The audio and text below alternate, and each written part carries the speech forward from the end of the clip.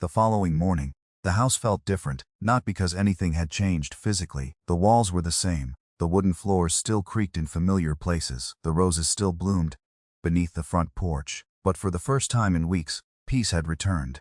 Robert stood in the kitchen preparing coffee. He placed 3 mugs on the table, one for himself, one for Michael, one for Brian, exactly as Eleanor used to do whenever the family gathered for Sunday breakfast. At precisely 10 o'clock, a car pulled into the driveway. Brian arrived first. He stepped onto the porch carrying nothing except quiet humility. A few minutes later, Michael's SUV appeared. He climbed out slowly. Gone was the confidence that had once filled every room he entered. His shoulders were bent, his eyes never lifted from the ground. For several seconds, neither brother spoke. Robert opened the front door himself. "Come in."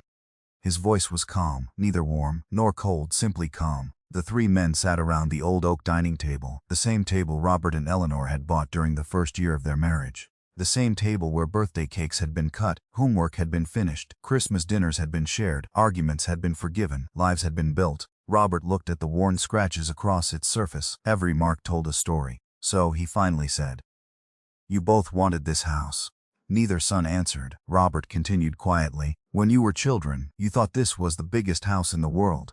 Michael smiled faintly despite himself. Brian looked down. "I remember, you built blanket forts in this living room. You raced toy cars across this floor. You planted that maple tree with your mother." Robert paused. "Tell me, when did this become nothing more than property?" Silence filled the room. At last, Michael spoke. "I don't know." His voice cracked. Maybe when I started measuring everything by its value." He looked at his father for the first time. "I stopped asking what things meant. I only asked what they were worth." Robert nodded slowly. "That's the saddest sentence I've heard in a very long time." Tears rolled down Michael's face. "I'm ashamed. I deserve everything that's happening." Robert didn't interrupt. Michael continued. "I kept telling myself I was protecting the family, but really, I was protecting my lifestyle, my debts, my pride. I convinced myself that because you were getting older, I had the right to decide for you." He buried his face in his hands. "I'm so sorry, Dad." The room became quiet once more. Robert looked towards Brian. "And you?" Brian took a deep breath. "I was weak. I knew it was wrong. I knew we should tell you. But every time I wanted to stop Michael, I lost my courage." He shook his head. "I've spent my whole life believing that doing nothing meant staying out of trouble. I finally understand. Doing nothing can hurt people just as much." Robert listened carefully, then he stood.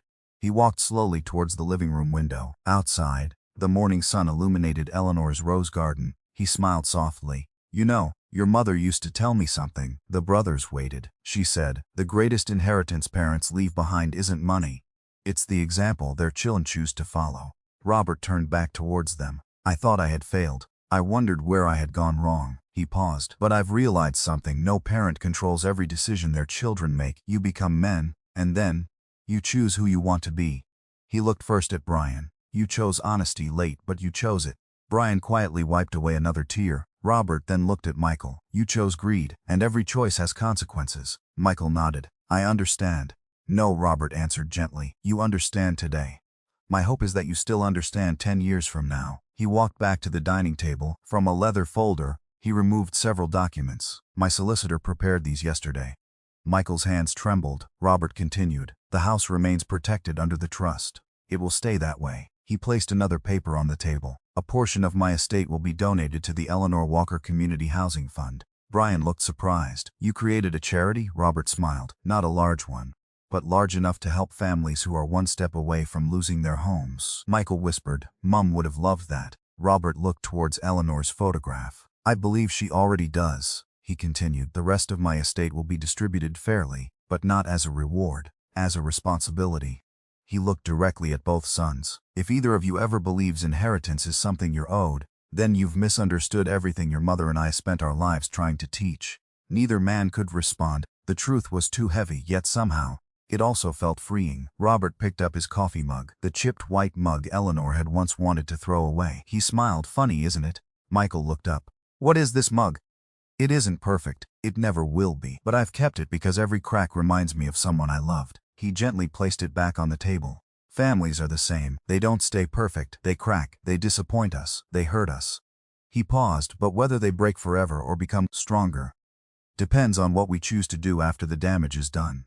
Brian quietly stood and embraced his father. Robert returned the hug without hesitation. When Brian stepped back, Michael remained seated. He didn't believe he deserved the same forgiveness. After a long moment, Robert walked over to him. "I'm not pretending this never happened." Michael nodded. "I know." "Trust," Robert said softly, "isn't repaired with apologies. It's repaired with years of honest choices." Michael looked up. "I'll spend however many years it takes." Robert placed a hand on his shoulder. "I hope you do." Outside, the wind gently stirred the roses. A robin landed on the porch railing. For a moment, everything felt exactly as it had years ago. Not because the past had returned, but because hope had. Several weeks later, the investigation officially concluded. The fraudulent property transfer was declared void. Jennifer and Ethan recovered every penny they had paid and later found another home nearby. Brian continued rebuilding his relationship with his father, one visit at a time. Michael accepted legal responsibility for his actions and began the difficult work of rebuilding his life with honesty, honest instead of ambition. The Eleanor Walker Community Housing Fund helped its first family before the end of the year, and every Sunday morning, Robert still watered the roses before making coffee. Sometimes he smiled, sometimes he cried, always he remembered, because he finally understood something Eleanor had known all along. A house can be bought, a house can be sold, but a home is built one act of love at a time. And no amount of greed can ever truly own it. Step 4 Script Writing. Part 8. A father's final decision the next morning arrived quietly. The moving truck was gone. The police barriers had been removed. Only a single patrol car remained parked outside Robert's house. For the first time since leaving the hospital, the front garden felt peaceful again. Robert stood on the porch holding a mug of coffee. It wasn't the coffee that made him emotional. It was the mug, white ceramic, a tiny chip on the handle. Eleanor had accidentally dropped it 20 years earlier. She had wanted to throw it away. Robert refused. "It's part of our story now," he had told her. She laughed. "Only you could become sentimental over a cracked coffee mug." Now, he gently ran his thumb across the chipped edge. Some things didn't need to be perfect. They only needed to be loved. Attorney David Collins arrived shortly after 9 o'clock. He carried a thick folder and several official envelopes. Robert invited him inside. The familiar scent of old wood filled the hallway. Family photographs still lined the walls. The movers had removed a few items before everything stopped, but neighbors had carefully returned every box during the evening. Mrs. Jenkins herself had dusted Eleanor's rocking chair before placing it back exactly where it belonged. Robert smiled when he noticed. Some people still understood what a home meant. David spread the documents across the dining table. "I have good news." Robert sat quietly. "The county recorder has officially suspended the transfer. The title company has canceled the registration. The funds from the sale have been frozen." Robert nodded slowly. "So, the house is mine." David smiled. "It never legally stopped being yours." There was a gentle knock at the door. Jennifer and Ethan stood outside. They looked nervous. Jennifer held a small cardboard box. "We wanted to return these." Inside were several family photographs they had found while unpacking. Robert carefully picked one up. It showed Eleanor standing in the garden, smiling beside her roses. For a long moment, he couldn't speak. "I'm sorry," Jennifer whispered. "We truly believed everything was legitimate." Robert looked at both of them. "I know. You've suffered because someone else chose to lie." Ethan lowered his head. "We've already spoken with our solicitor. We'll fully cooperate with the investigation." David nodded approvingly. "That will help everyone." Before leaving, Jennifer turned once more. "I hope one day, when we buy another home, it feels even half as warm as this one." Robert smiled.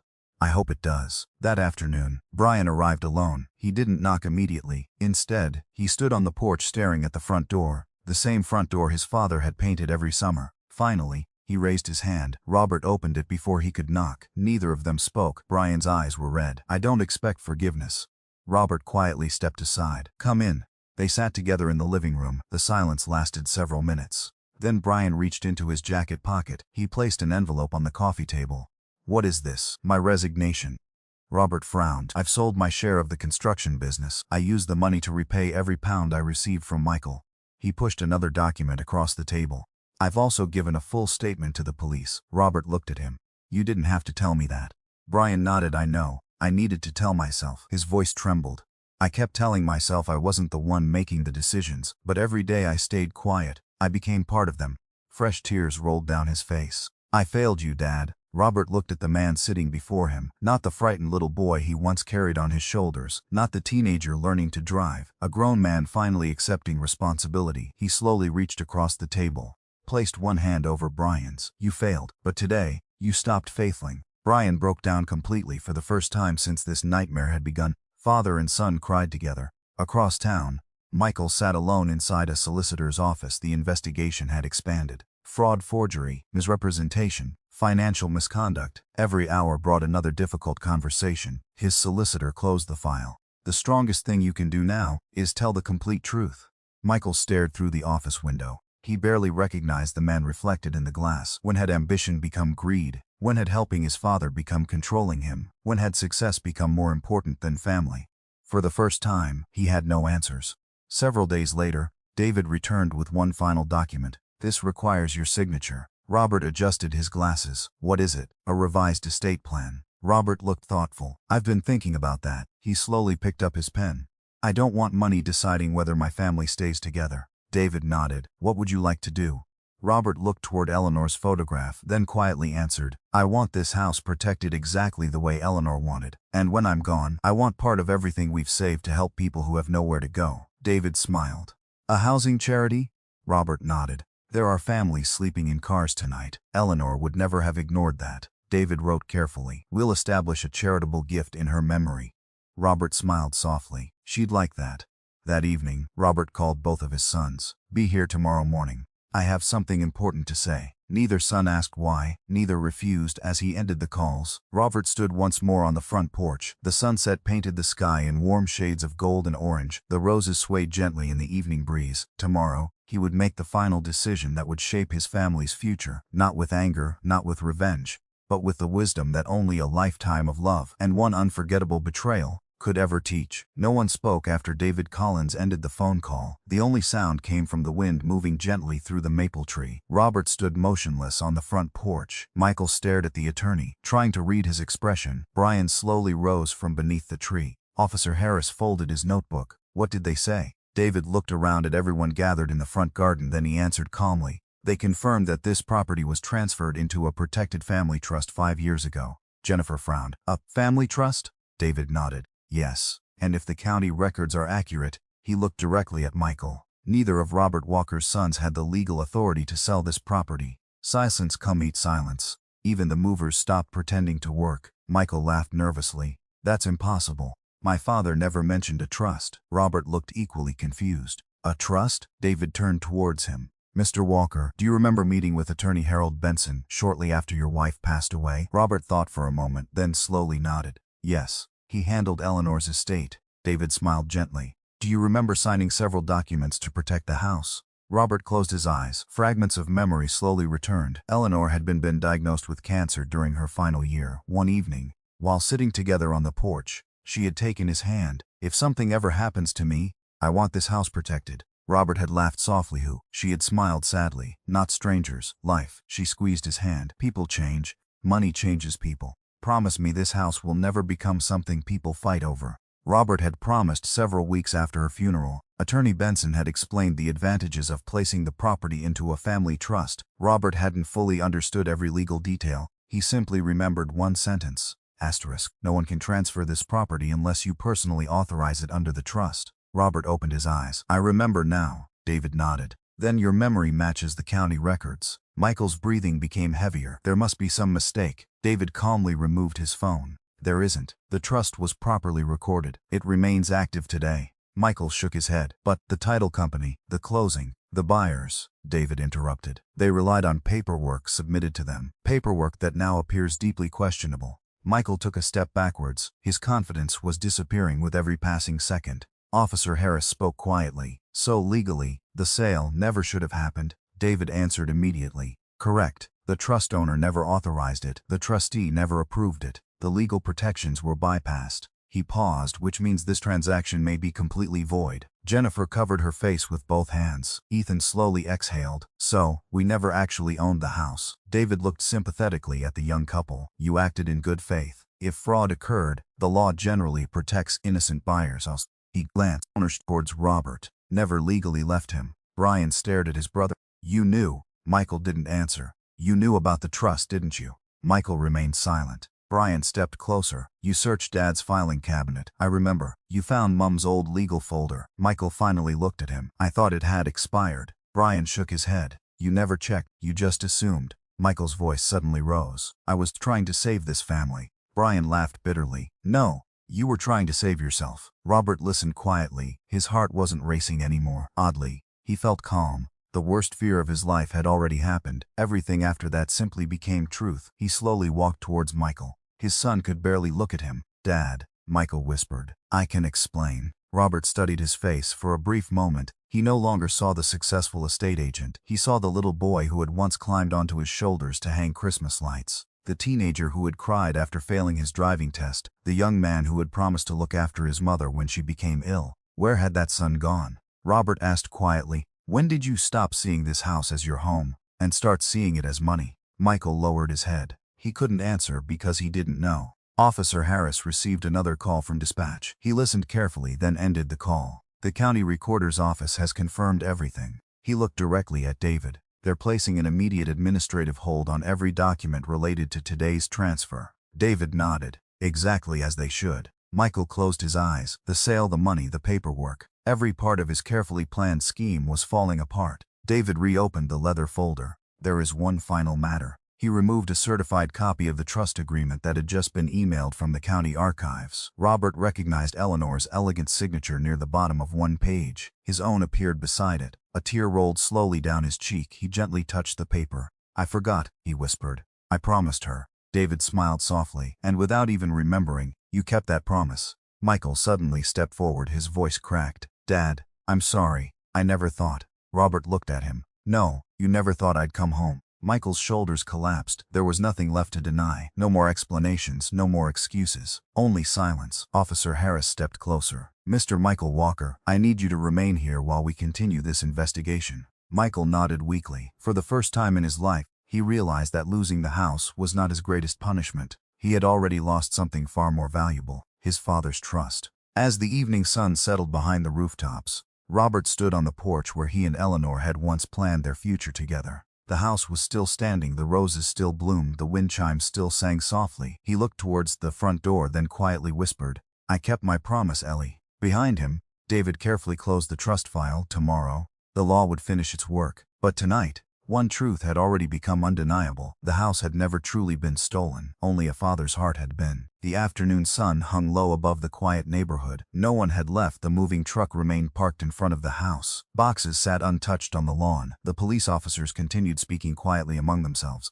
And Robert simply stood on the front porch. The porch where he and Eleanor had shared thousands of sunsets together. He rested one hand on the old wooden railing she had painted every spring. He wondered how something that had taken 42 years to build could almost disappear in a matter of days. A silver sedan pulled up beside the police cars. Emily Carter stepped out carrying a thick hospital file. She looked from Robert to Michael, then toward attorney David Collins. "I brought everything you requested." David thanked her and immediately opened the folder. Inside were certified copies of Robert's medical records, nursing notes, medication logs, observation reports, even security records showing who had entered Robert's hospital room. Every page carried official hospital stamps. David read carefully. Officer Harris watched over his shoulder. Neither man spoke. Several minutes passed. Finally, David closed the folder. He took a slow breath, then looked directly at Michael. "Mr. Walker, I have a very serious question." Michael folded his arms. "I'm listening." David held up one page. "According to these records, your father received strong intravenous pain medication at 9:58 that morning." He lifted another page. At 10:07, he was being evaluated for confusion following his concussion. Another page. At 10:16, a nurse documented that he was unable to complete routine cognitive questions without assistance. David lowered the papers. "But according to these closing documents, at exactly 10:15, he calmly reviewed 43 pages of legal paperwork." He paused. "Does that sound possible to you?" Michael said nothing. Officer Harris finally broke the silence. "Mr. Walker, were you present when these documents were signed?" Michael hesitated. "My father wanted privacy." "No. You weren't there?" "No." David nodded slowly. "So you never actually witnessed him signing anything?" Michael swallowed. "The notary handled that." David wrote something in his notebook. "Thank you." It was the first answer Michael had given all afternoon that only made matters worse. Emily stepped closer. "There is something else." Everyone turned toward her. She opened another section of the medical file. "Our hospital requires visitor sign-in for every patient in this unit." She pointed to the log. "Mr. Michael Walker signed in at 8:42 that morning." She turned another page. "He signed out at 9:11. She looked calmly at everyone present. "There is no record showing he returned before noon." Michael's face lost all color. David frowned. "So, if you weren't at the hospital, and your father couldn't legally participate, who exactly met with the notary?" No one answered. The silence became almost unbearable. Jennifer slowly covered her mouth. Oh my God. She looked at Ethan. We've been tricked. Ethan nodded slowly. I think we all have. He walked over to Robert. I'm so sorry. If I'd known, I would never have signed anything. Robert looked at the young couple. Their fear reminded him of his own. You didn't steal my home. You believed what you were told. Ethan lowered his head. That doesn't make me feel any better. Brian could no longer stand still. He walked away from the group and sat beneath the old maple tree. His breathing became heavier. Every memory seemed to come rushing back. His father teaching him to ride a bicycle. His father cheering at every baseball game. His father working overtime to pay university tuition, never once asking for anything in return. Brian buried his face in his hands. What have I done? Robert quietly walked over and sat beside him for several moments. Neither of them spoke. Finally, Robert asked, Did you know they were selling it? Brian nodded slowly. I knew Michael wanted to, but he promised we'd tell you first. Robert remained silent. Brian continued. I didn't sign anything, I swear. But I didn't stop him either. Fresh tears rolled down his face. I was afraid. Afraid of Michael? Brian nodded. And afraid of losing everything. Robert looked toward the house. You've already lost something, Brian whispered. I know. Meanwhile, David continued reviewing the legal file. Most of the paperwork now appeared questionable. Then something caught his attention, a reference number. Small, almost hidden in the corner of an old tax document. David frowned. This isn't part of the sale. Officer Harris leaned closer. What is it? I don't know yet, but it references another property filing. David immediately called the county recorder's office. After several minutes, a clerk answered. David read the reference number aloud. The woman on the phone paused, then typed rapidly. Suddenly, her tone changed. Mr. Collins, where did you get this file number? It's attached to today's transaction. There was another long pause. Then she said something that made David sit upright. This property isn't owned the way your documents say it is. David exchanged a glance with Officer Harris. What do you mean? The clerk continued. 5 years ago, the owner recorded a protected family trust. David's heartbeat quickened. A trust? Yes. The property was transferred into the Eleanor Walker Family Trust. David slowly looked toward Robert, then toward Michael. If that information was correct, everything changed. The sale wasn't merely suspicious. It might never have been legally possible in the first place. David ended the call. He carefully closed the folder, then quietly said, I think we've just discovered the document that changes everything. The front yard fell completely silent. Even the movers had stopped talking. Attorney David Collins stood beside the patrol car, slowly turning the pages of the property file. He had closed hundreds of real estate transactions during his 25-year career. Most of them became routine within minutes. This one didn't feel routine at all. He glanced at Robert, then at Michael, then back at the signatures. Finally, he spoke. Mr. Walker. Looking at Robert, he asked, when exactly did you sign these documents? Robert answered without hesitation. I didn't. David nodded thoughtfully. I understand that's what you're saying, but I need to know where you were on the date listed here. He pointed to a page. Robert adjusted his glasses. The date made his stomach tighten. That was... He paused. I was already in hospital. David looked up immediately. You're certain? Robert nodded. I remember because it was 2 days after my fall. My shoulder hadn't even been operated on yet. David said nothing. He simply underlined the date with his pen. Officer Harris stepped closer. Can the hospital verify that? Emily's words suddenly came back to Robert. Without thinking, he reached into his jacket pocket. The discharge envelope. Inside were copies of his medical records. He handed them to the officer. These were given to me this morning. Officer Harris passed them to David. David compared the records with the sale documents, minute by minute. His expression grew more serious. The property transfer claimed Robert had personally signed several legal forms at 10:10 a.m. The hospital records showed something very different. At 50 a.m., Robert had been taken for a CT scan. At 10:05 a.m., he had received intravenous pain medication. At *10 nurses recorded that he remained under close observations because of dizziness and confusion following his concussion. David slowly lowered the paperwork. He stopped, then quietly continued. Very difficult to explain. Michael crossed his arms. There has to be a mistake. The documents are genuine. David looked directly at him. I'm not questioning whether these papers exist. I'm questioning whether they could have been signed when they claimed they were. Michael's confidence began to fade. My father may have signed them before the accident. David flipped another page. No, the notary's certificate carries the same date. The witness signatures do too. Michael opened his mouth. Nothing came out. Jennifer and Ethan stood together near the porch. Only an hour earlier, they had imagined spending their first evening arranging furniture. Now they weren't even sure whether they had legally bought the house. Jennifer spoke softly. Mr. Collins, are we going to lose this home? David answered honestly. I don't know yet. But if fraud occurred, you would be victims as well. Ethan looked towards Robert. We never wanted to take anyone's house. Robert gave him a tired smile. I believe you. For the first time that day, the anger in Robert's heart wasn't directed at the young couple. It was directed at the sons he had trusted with everything.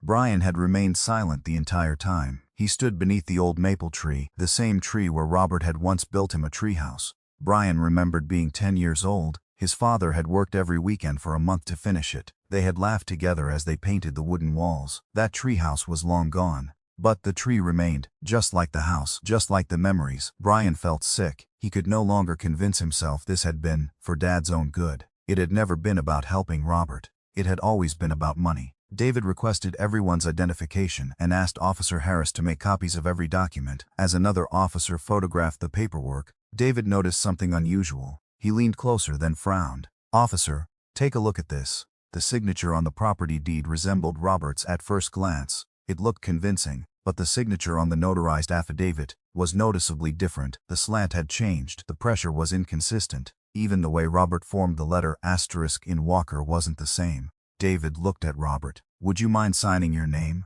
Robert borrowed a pen despite his injured shoulder. He carefully wrote, Robert A. Walker. David placed the fresh signature beside the legal documents. No one needed to be a handwriting expert to notice the differences. Officer Harris quietly muttered, they don't match. Michael immediately objected. He's injured. Of course his handwriting has changed. David nodded. Perhaps. But that's only one issue. He turned another page, then another. Suddenly, he stopped. At the bottom of the closing file, a receipt showed the proceeds from the house sale. David looked at the account number, then looked at Michael. Where did the money go? Michael answered too quickly. Into my father's account. David raised an eyebrow. Really? Michael hesitated. Well, I was helping manage his finances. David's voice became noticeably firmer. So the money didn't go directly to Mr. Walker? Michael remained silent. Officer Harris slowly folded his notebook. The atmosphere changed immediately. This was no longer just a family disagreement. Possible financial crimes had entered the conversation. Brian could feel his chest tightening. He stepped towards his brother. He stopped himself. Michael glared at him. Don't. Brian ignored the warning. You said we'd wait until Dad came home. You said nothing would happen until he agreed. Robert slowly turned to Brian. What are you talking about? Brian's hands trembled. I didn't know it had already closed, Michael snapped. Brian, but the damage had already been done. Every eye turned towards him. Officer Harris calmly addressed Brian. Sir, if you know something important, now is the time to tell us. Brian closed his eyes. For several long seconds, no one spoke. When he finally opened them again, he looked directly at his father. Tears rolled down his face. Dad, I never wanted it to happen like this. Before he could say another word, Michael grabbed his arm. Don't say another word. David immediately stepped between them. No. He looked firmly at Michael. He's going to finish. At that exact moment, Officer Harris's radio crackled. Dispatch had just confirmed that the hospital was sending a representative with additional medical records concerning Robert Walker's condition on the day the documents were allegedly signed. David slowly closed the property file. He looked at Michael one final time, then said quietly, if those records confirm what I think they will, this entire sale may be legally impossible. Robert pushed the taxi door open before the driver had fully stopped. Sir, wait, the driver called. But Robert was already stepping onto the pavement. His injured shoulder throbbed with every hurried step. The familiar White House stood exactly where it always had. The maple tree Eleanor had planted still shaded the front yard. The wind chimes she loved still hung from the porch. Everything looked the same, except his front door was wide open. People he had never seen before walked freely through his home. A moving crew carried boxes across the lawn as though the house no longer belonged to him. Robert's heart pounded. No, this can't be happening. A young man carrying a television nearly collided with him. Oh, sorry, sir. Robert looked at the television. It was his. He had bought it the Christmas after Eleanor retired. Where are you taking that? The mover blinked. Into the truck. Why? The new owners asked us to. Robert stared at him. The new owners? The mover pointed toward the porch. You should probably speak with them. Standing near the front door was a young couple in their early 30s. They were smiling as they discussed paint colors. The woman turned as Robert approached. Hello, can we help you? Robert looked from her face to the key she was holding, his house key. I'm sorry, but who are you? She smiled politely. My name's Jennifer. This is my husband, Ethan. We bought this house. Robert felt as though the ground disappeared beneath him. What did you say? Ethan stepped forward. We closed yesterday. We're moving in today. Robert's voice cracked. No, you didn't. This is my home. The couple exchanged confused looks. Jennifer frowned. I think there's been some misunderstanding. Robert slowly reached into his pocket with trembling fingers. He pulled out his own key. He held it beside hers. I built this house. My wife and I laid this garden ourselves. I've lived here for 42 years. Silence. The movers stopped working. Several neighbors gathered across the street. Jennifer's smile disappeared. She whispered to Ethan, I don't understand. At that moment, a familiar black SUV pulled into the driveway. Michael jumped out. The color drained from his face the instant he saw Robert standing on the lawn. Dad. Robert turned down slowly. For several seconds, neither man spoke. Then Robert asked the simplest question imaginable. What have you done?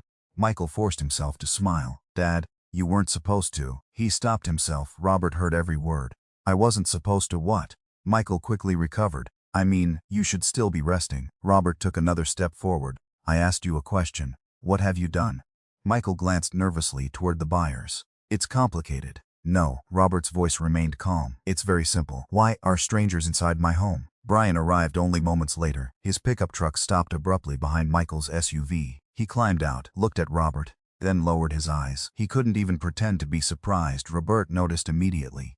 You knew. Brian said nothing. You knew all along. Tears filled Brian's eyes. I'm sorry, Dad. Robert closed his eyes for a moment. Those 3 words confirmed everything. Jennifer stepped between them. I think someone needs to explain what's happening. Michael immediately answered. My father isn't well. He's just been released from hospital. He agreed to sell the house before his accident. Robert stared at his son in disbelief. No, I didn't. Michael continued talking. He simply doesn't remember. Robert's face turned pale. You just lied. Michael kept speaking to the buyers instead of his father. The doctors warned us memory problems were possible. Robert suddenly understood. This wasn't panic. This wasn't confusion. Michael had prepared for this. Jennifer looked uncertain. She turned toward Robert. Sir, did you really not sell the house? Robert looked directly into her eyes. I've never signed a single document. I've never listed this property. I didn't even know it was for sale. The sincerity in his voice changed the atmosphere instantly. The buyers no longer looked irritated. They looked frightened. One of the movers quietly set down Eleanor's rocking chair. Another placed several boxes back on the porch. Nobody seemed certain what to do next. A neighbor across the street had already dialed emergency services. Within minutes, 2 police officers arrived. Officer Daniel Harris stepped out first. He calmly approached the group. All right, can somebody tell me what's going on? Everyone started talking at once. Michael insisted the sale was legal. Robert insisted he'd never sold his home. The buyers explained they had completed the purchase through an attorney. Officer Harris raised a hand, one at a time. He first turned to Robert. Do you live here? Yes, for 42 years. Do you have identification? Robert handed him his driver's license. The address matched perfectly. Officer Harris nodded. Then he asked Michael, do you have documentation showing ownership was transferred? Michael quickly produced copies of the closing documents. Everything appeared official. Stamped, signed, notarized. Officer Harris frowned. He compared both sets of information. Nothing made sense. Both stories couldn't be true. Jennifer's voice shook. Officer, are we being scammed? The question hung in the air. Nobody answered. Officer Harris carefully folded the paperwork. This appears to be a civil property dispute. But until ownership is clarified, no one is removing another item from this house. The movers immediately stopped. Michael's jaw tightened. His carefully arranged schedule had just collapsed. Officer Harris looked back at Robert. His tone became gentle. Sir, I understand this is upsetting, but can you prove, he hesitated respectfully, that this house legally belongs to you? Robert looked toward the front porch, at Eleanor's rocking chair, at the roses she had planted, at the windows they had cleaned together every spring. Then he quietly answered, I've spent 42 years proving it. He paused, but I suppose that isn't the kind of proof you need. As silence settled over the front yard, a black sedan slowly pulled up to the curb. A man in a dark suit stepped out carrying a leather briefcase. He looked from the police officers, to Michael, to Robert. Then he introduced himself. My name is David Collins. I'm the attorney who handled this property transfer. He opened his briefcase, looked at the documents one more time. His expression slowly changed. Finally, he looked directly at Michael and said 7 words that made everyone's heart stop. Something here doesn't make any sense. Emily's words echoed in Robert's mind long after she left his room. Mr. Walker, I think someone may be hiding something from you. He stared at the hospital ceiling for several minutes. There had to be another explanation. Michael wasn't perfect, neither was Brian, but they were his boys. He had taught them to tell the truth, to work hard, to protect family above everything else. Surely there had been some misunderstanding. Yet, the uneasy feeling refused to disappear. The next morning, Robert requested to speak directly with his physician. Dr. Susan Miller entered the room carrying a clipboard. She smiled warmly. "Good morning, Mr. Walker. How are we feeling today? My shoulder still hurts, but my head feels much clearer." Dr. Miller nodded. "That's exactly what we were hoping to see." She examined his shoulder, checked his balance, and asked several memory questions. Finally, she smiled again. "I have some good news." Robert looked up hopefully. "Your recovery has progressed much faster than expected. We're comfortable discharging you tomorrow morning." For a moment, Robert simply blinked. "Tomorrow? Already?" Dr. Miller laughed softly. "You've surprised all of us. You'll need physical therapy and follow-up appointments, but there's no medical reason to keep you here." Relief flooded over him. He wanted nothing more than to sleep in his own bed, to sit on his front porch, to water Eleanor's roses. For the first time in days, he felt genuinely hopeful. Michael arrived later that afternoon. Robert smiled. "I've got good news. The doctor says I'm going home tomorrow." The smile disappeared from Michael's face so quickly that Robert almost missed it. "What? I'm being discharged?" Michael forced a laugh. "That seems fast. The doctor says I'm ready." Michael rubbed the back of his neck. "Maybe you should stay another week, just to be safe." Robert frowned. "Why?" "I'll have nurses visiting the house. I'll manage." Michael looked unusually nervous. "You live alone. What if you fall again? I could stay with you." Robert smiled appreciatively. "I'll be all right. I've lived in that house for 42 years. I know every floorboard."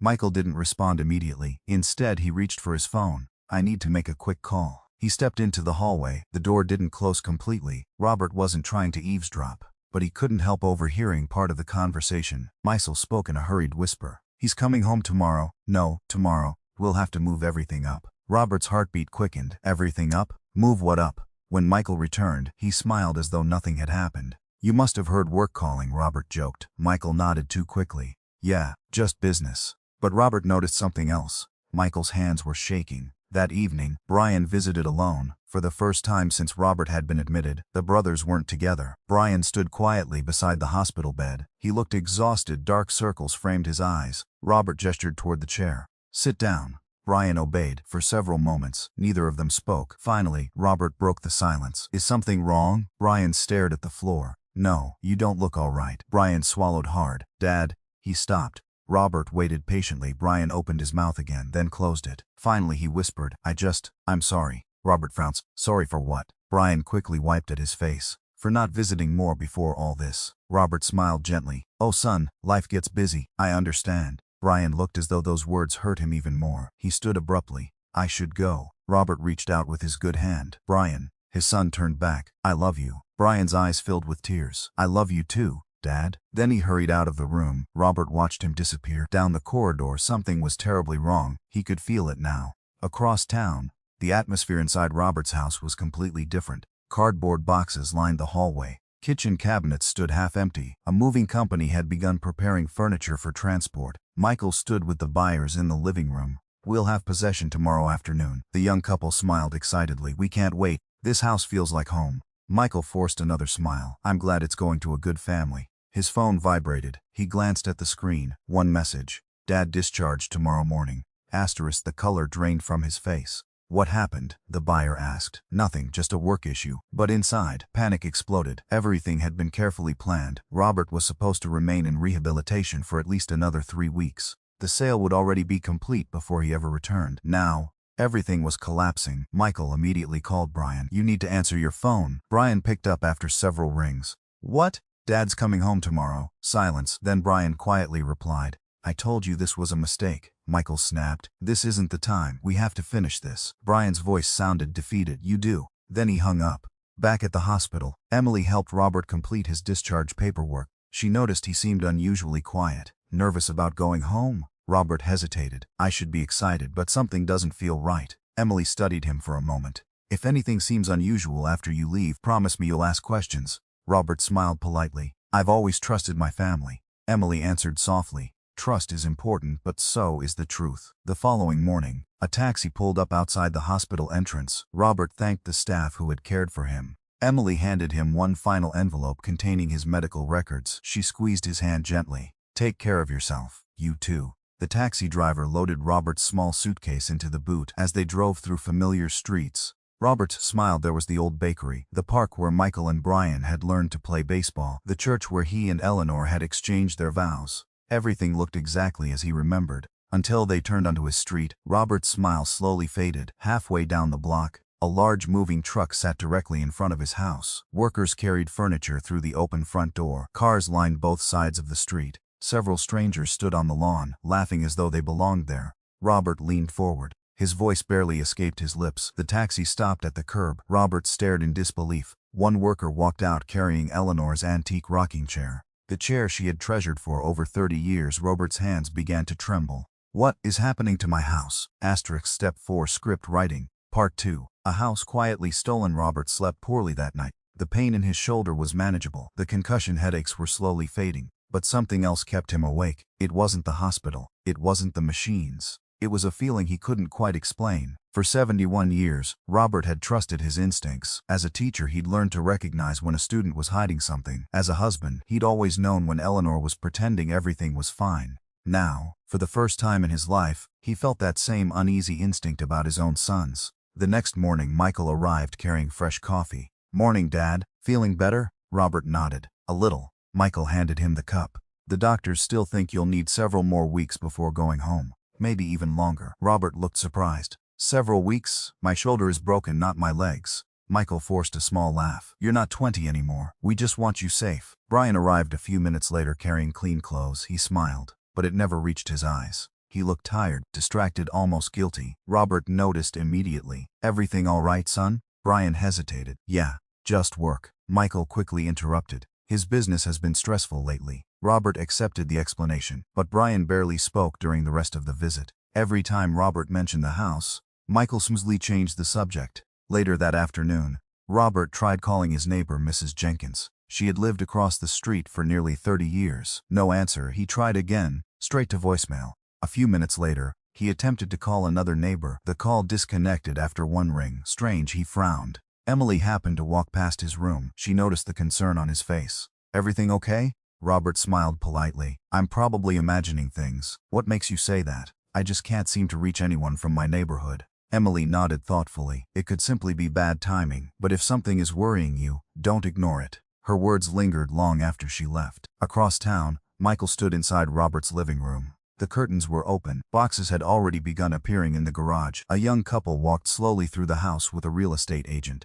"This place is beautiful," the woman said. "It has so much character." Michael smiled confidently. "My father has already agreed to downsize. He'll be moving into assisted living once rehabilitation is complete." The couple looked sympathetic. "I'm sorry to hear that." Michael lowered his head. It was a difficult decision. Every word sounded convincing, every sentence a lie. Brian stood silently near the kitchen doorway. His stomach tightened with every passing minute. When the buyer stepped outside to inspect the garden, Brian finally spoke. "We shouldn't be doing this." Michael didn't even look at him. "It's already happening. Dad won't manage this house anymore. He needs care." Brian shook his head. "That's not the point. We haven't even asked him." Michael sighed impatiently. "If we ask, he'll say no, and then what? We wait until the roof collapses?" Brian stared at the hardwood floor. He remembered helping his father install those boards during one summer holiday. He was 16. Robert had let him hammer the final nail. Now, he could barely look at them. Back at the hospital, Robert finally received his mobile phone. Michael had no choice after repeated requests. As he unlocked it, dozens of unread notifications appeared. Most were ordinary weather updates, news alerts, messages from former students wishing him a speedy recovery. Then, one email caught his attention. County Property Records Office. The subject line read, "Notice of pending property ownership update." Robert blinked. Ownership update. He opened the message. Most of it was filled with legal language he didn't fully understand. Near the bottom, his own address appeared, followed by words that made no sense. "Transfer scheduled for final recording." Robert stared at the screen. His pulse quickened. Transfer?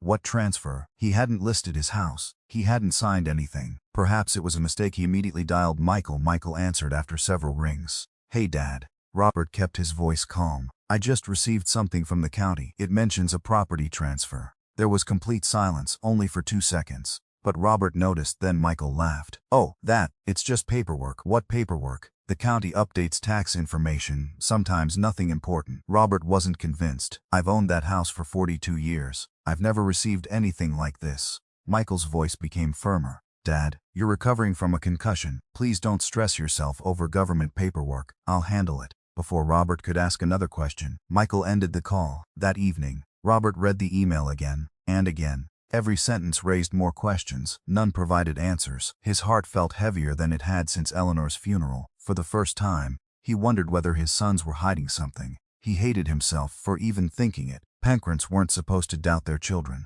especially children they had spent an entire lifetime loving. The following morning, Emily returned carrying a folder. She noticed Robert hadn't touched his breakfast. You seem distracted. Robert hesitated, then quietly handed her the email. She read it carefully. Her expression changed almost instantly. She looked back at Robert, then toward the hallway, as if checking whether anyone else was nearby. She lowered her voice. "Mr. Walker," she paused, "I don't want to alarm you, but I think someone may be hiding something from you."